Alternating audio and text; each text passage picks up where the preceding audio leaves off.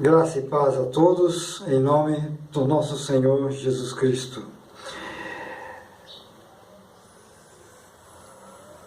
Hoje vamos começar um estudo no livro de Apocalipse e trazer à luz um pouco das figuras que encontramos nesse livro.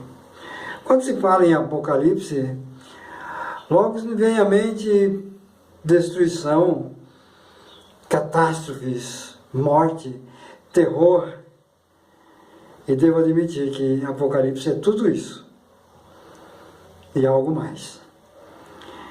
A palavra Apocalipse, quando a nossa Bíblia foi traduzida do grego para o português, não foi traduzida, foi transliterada. Então, como era Apocalipse no grego, veio para o português, com letras do nosso alfabeto, a palavra Apocalipse. Mas, traduzindo para o português, seria revelação. Assim como o livro começa, revelação de Jesus Cristo. Esse livro, ele é um livro de figuras. Não tem nada literal, as coisas que João viu, tudo requer interpretação. Não podemos recorrer à história já passada para interpretar esse livro, porque a grande maioria do que está nele ainda não se cumpriu. E no decorrer desse estudo nós vamos folhear o livro de Apocalipse, capítulo por capítulo, versículo por versículo, e vamos procurar entender um pouco mais o que parece que está muito confuso, até para muitos líderes espirituais. O livro começa como revelação de Jesus Cristo. Mas quando se segue daí em diante, parece que não é revelação. Parece que é mais confuso do que uma revelação, porque não é nada literal. Imagina muitas figuras que João viu, e ele descreveu da maneira que viu. Imagina a tecnologia hoje, no tempo que essas coisas vão acontecer, e talvez no futuro ainda, o avanço que tem a tecnologia, as máquinas de guerra e tudo mais. Há 2000 anos atrás, se o Senhor tivesse mostrado isso para João, o homem entraria em desespero. Então Deus deu figuras que nos capacita a entender. Isto é revelação. A revelação ela não acontece na mente do ser humano, embora a mente é uma parte importante para entender as figuras, mas requer a direção do Espírito Santo. Sem ele não se entende o que o Senhor está revelando. Então é necessário estar aos pés da cruz, é necessário estar debaixo da unção do Santo Espírito de Deus. O livro então começa como revelação de Jesus Cristo. Não é a revelação de Jesus, não é Jesus sendo revelado, como alguns dizem, não. Jesus é revelado por meio do Evangelho. É revelação, é Jesus revelando coisa que Deus deu para ele, ele está revelando a João, seu servo, para passar para os seus servos as coisas que em breve devem acontecer. Esse o versículo 1 diz então, revelação de Jesus Cristo, que Deus deu para mostrar aos seus servos as coisas que breve devem acontecer. E ele, o Senhor, Jesus Cristo, enviando por meio de um anjo, seu anjo, não se sabe quem é esse anjo, ele notificou a João. Versículo 2 diz: o qual, João, atestou a palavra de Deus e o testemunho de Jesus Cristo quanto a tudo que viu. Foram só visões, não foi nada falado claramente, é assim, a não ser quando o Senhor revela algumas dos sinais aqui, ainda nesse capítulo, o Senhor dá alguns sinais e ele revela, para mostrar que requer revelação. Versículo 3 diz: bem-aventurado aquele que lê e aqueles que ouvem as palavras da profecia e guardam as coisas nela escritas, pois o tempo está próximo. O tempo próximo já se vai mais de 2000 anos. Para Deus não faz diferença. Deveria fazer diferença para o homem, que está dormindo em relação às coisas de Deus. Ele diz: bem-aventurado aqueles que leem, ou aqueles que ouvem, e aqueles que guardam. Ler, ouvir e guardar. Isso requer entendimento. Ler, bem-aventurado que lê. Bem-aventurado os que ouvem e bem-aventurados os que guardam. A palavra diz que a fé vem pelo ouvir, e o ouvir, guardar, vem pela palavra. Sem a palavra de Deus, é impossível alguém andar nos caminhos de Deus.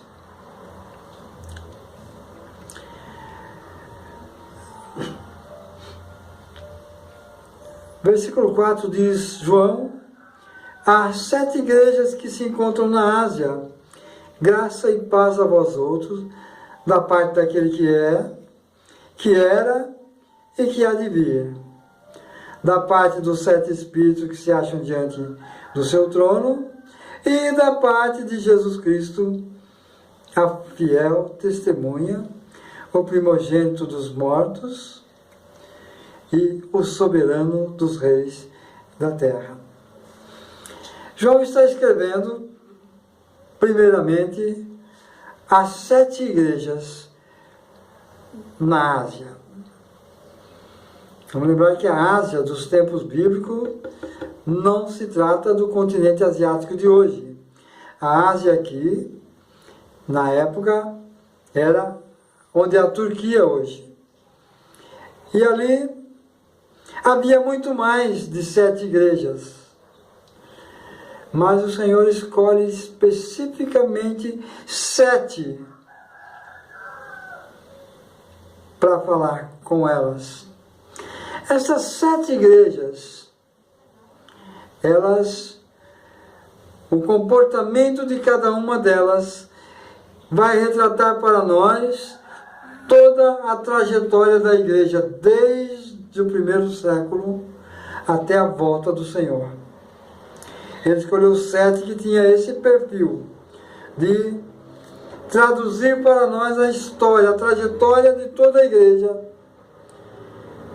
desde o ano 30 aproximadamente, depois da morte do Senhor Jesus, até a sua volta. Então, o número 7 é um número predominante, pelo menos na primeira parte do Apocalipse, até ali em torno do capítulo 11. Mas 7 não é simplesmente perfeição, uma coisa perfeita, sem falha, sem defeito. O número 7 na Bíblia fala de algo completo, algo pleno, cheio, é 7. Então, sempre que se apresenta o número 7, fala de plenitude, algo cheio. O Apocalipse está cheio disso.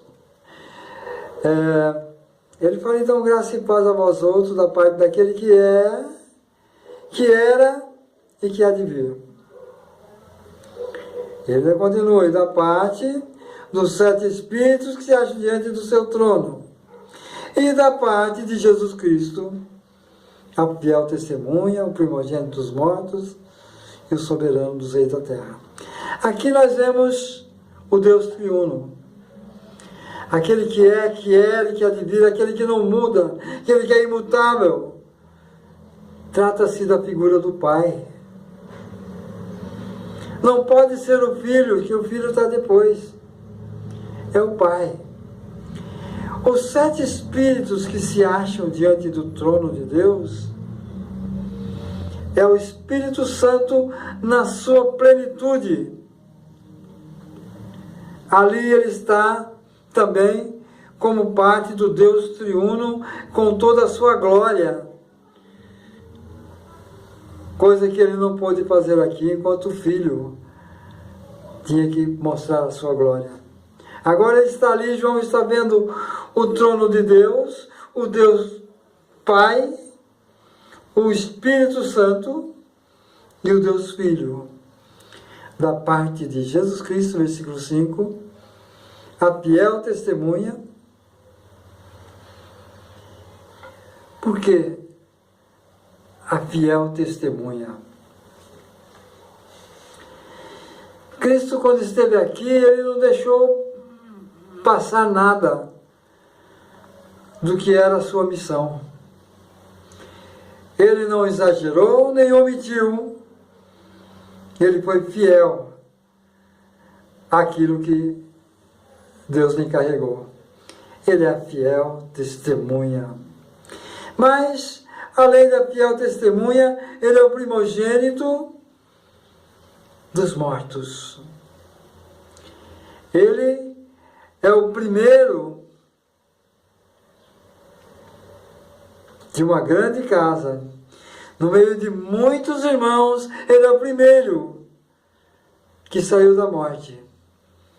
Porque nós, se chegarmos a dormir antes do Senhor voltar, nós vamos ressuscitar. Mas o primeiro que ressuscitou foi Cristo. Por isso ele é o primogênito. Ele é o nosso irmão mais velho. E nós, quando ressuscitarmos, vamos ainda estar submissos a Ele, que é o primogênito. Assim como em toda casa, os irmãos mais novos são submissos ao primogênito, porque ele representa o Pai. É o mais velho, tem mais experiência, ele tem autoridade sobre os mais novos. E é assim que nós devemos nos portar quando estivermos junto com o Senhor, de dar a Ele toda a primazia, porque Ele é o primogênito dos mortos. E não apenas dos mortos, mas dos que vivem, Ele é o soberano dos reis da terra.